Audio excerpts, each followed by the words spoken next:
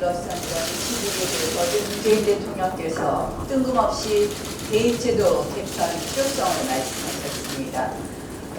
이 마치 지금 이 사건의 본질은 개인의 위법, 이익, 부패가 문제인데 이것을 마치 제도의 문제인 것으로 물려버린 것입니다.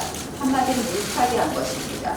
그동안 후보자도 물타기, 여당도 물타기, 여권 인사도 물타기, 그러더니 이제 대통령까지 물타기하고 있습니다. 정말 이것은 국민을 바보로 하는 그런 오만함입니다. 국민들께서는 이러한 오만함에 분노를 느낄 것입니다.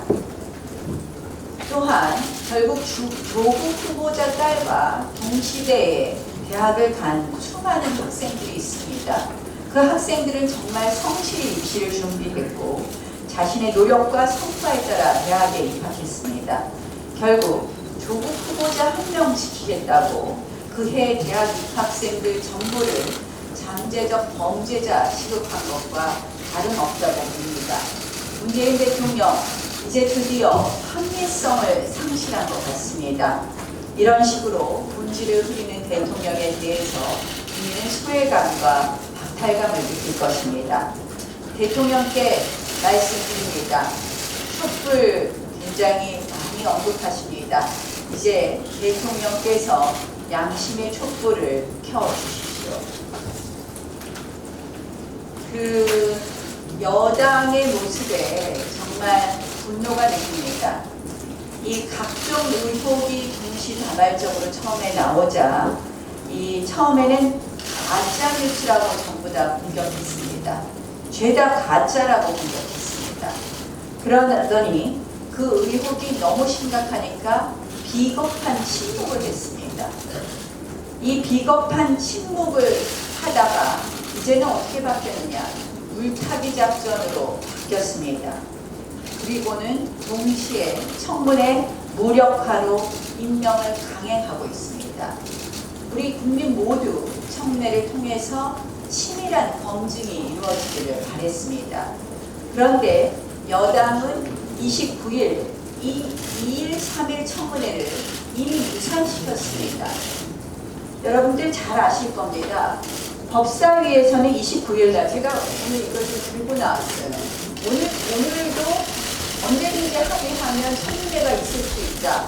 그건 말이 안 되는 얘기입니다. 저희가 늘 이야기했지만 청문회는 지금 29일 이후로 수년이 될 수밖에 없는 상황입니다.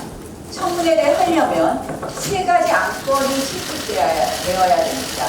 실시 계획, 그러니까 날짜를 언제 하겠다 하는 실시 계획의 안건이 있고, 그 다음에 증인 채택을 해야 됩니다. 그 다음에 자료 제출 요구를 해야 됩니다.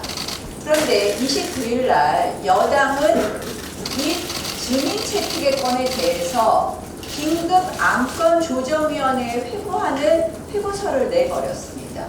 결국 29일에 오늘 2, 3일에 하겠다는 실시계획도 채택이 되지 않았고, 그 다음에 자료 제출 요구의 건도 채택이 안 되어 있습니다.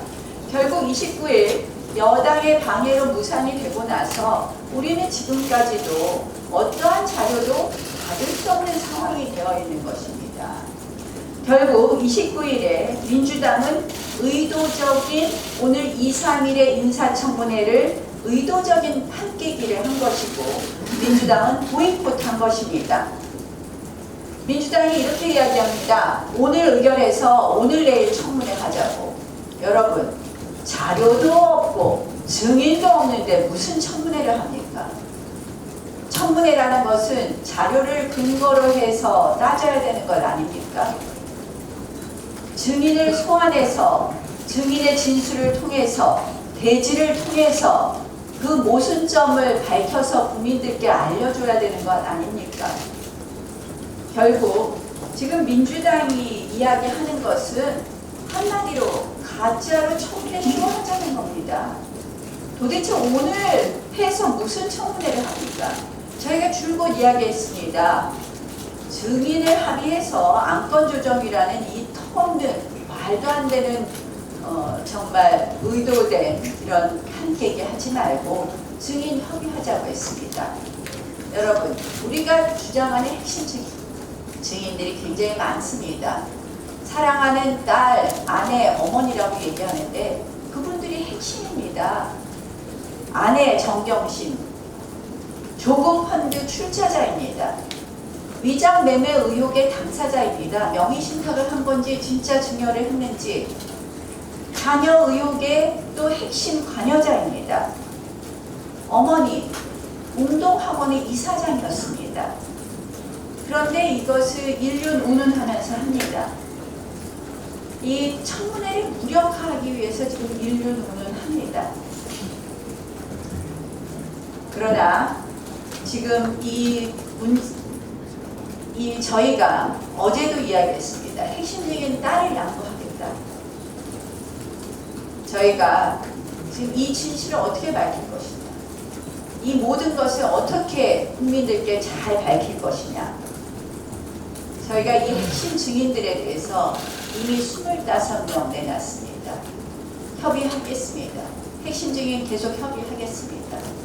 오늘 11시에 원내대표 회동이 있습니다. 이 부분에 있어서 민주당과 이 부분 협의하고, 다만 이것이 열리려면 법대로 청문회가 열려야 됩니다.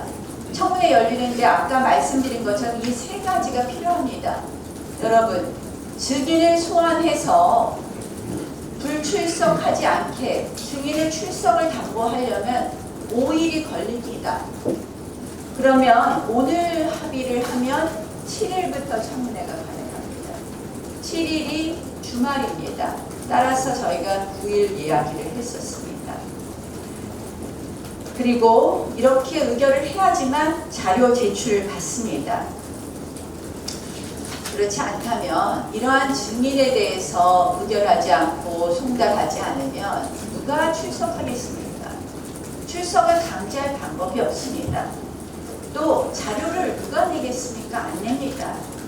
따라서 저희는 민주당에게 제안합니다. 이따 11시에 이 핵심 증인에 대해서 협의하고, 그리고 우리가 법대로 청문회를 열 것을 다시 한번 요구합니다. 초법적인 국민 청문회 운운하면서 휴화할 생각하지 마십시오. 게다가 이것은 법대로 청문회라는 것은 누누이 말씀드렸지만 20일 안에 청문 보고서가 채택되지 않는 경우에 대통령은 10일 안의 기간을 정해서 청문 보고서 재송부 요청을 할 수 있습니다. 그 10일이라는 것은 대통령 마음대로 하는 시간이 아닙니다. 대통령께서는 당연히 조국 후보자가 떳떳하다면 우리 야당의 제안을 받아서 이 부분에 대해서 우리가 청문회를 할 수 있는 시간을 확보하면서 이 기일을 정하여서 청문보고서 재송부 요청을 해야 할 것입니다. 그것이 법의 취지입니다. 그렇게 대통령께서 안 한다면 그것은 바로 조국 후보자의 비위를 감싸기 위한 것이다 라고밖에 보이지 않습니다. 그래서 무조건 오늘 내일 합의된 날짜이다. 본인들이 의도된 판 깨기를 하고 오늘 내일 합의된 날짜라고 고집하는 민주당은 한마디로 청문회가 두려워서 숨는 것이다 라고 밖에 보이지 않습니다. 그리고 이것은 결국 국민을 무시하는 것입니다. 다시 한번 요구합니다. 민주당 협상에 응하십시오. 청와대 이 기간을 충분한 기간을 주어서 청문회 재송부 요청서 내십시오. 세 번째, 조국 후보자에게 이야기합니다. 조국 후보자, 말씀만 청문회에 고대한다고 이야기하지 말고 본인이 떳떳하다면 대통령께 건의하십시오. 그리고 여당에게 건의하십시오. 9일, 10일 청문회가 되었든 법에 정한 기간 안에 그리고 법대로 청문회 할 수 있도록 본인께서 협조하겠다고 말씀하십시오. 마지막으로 검찰에게 한 말씀 드리겠습니다.